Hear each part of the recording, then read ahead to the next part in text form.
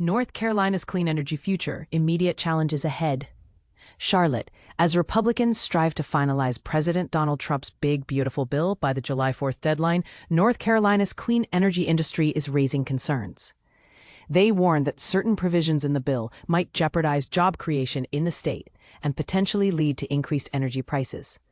This legislation mainly focuses on extending the tax cuts from 2017, while also slashing clean energy incentives introduced by the 2022 Inflation Reduction Act.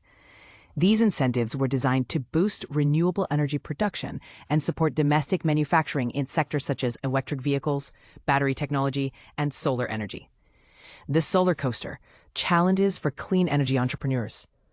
Bill Taylor, owner of DCE Solar, reflects on how his business experienced nearly 20% annual growth shortly after it started in 2007, thanks to the burgeoning solar industry and favorable tax credits introduced by the 2022 IRA.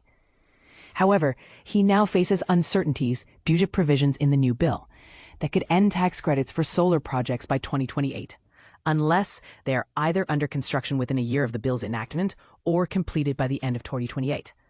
The same goes for residential solar incentives, which will expire in December 2025, and tax credits for electric vehicle purchases scheduled to end by September 2025. But here's where it gets controversial. Taylor describes navigating these uncertainties as riding a solar coaster. This means that his business must be cautious about hiring and taking on new projects to avoid cancellations and layoffs. Zach Amittay, a Southeast advocate for E2, an organization that monitors clean energy jobs, highlights that businesses face uncertainty due to the complexities of planning projects under the new tax regulations. They often struggle to manage permitting processes, secure utility approvals, and navigate interconnection requirements, leading to increased costs and a potential decline in new projects. And this is the part most people miss. Amittay warns that these changes could lead to fewer projects being launched, reducing overall power supply or increasing utility costs for consumers.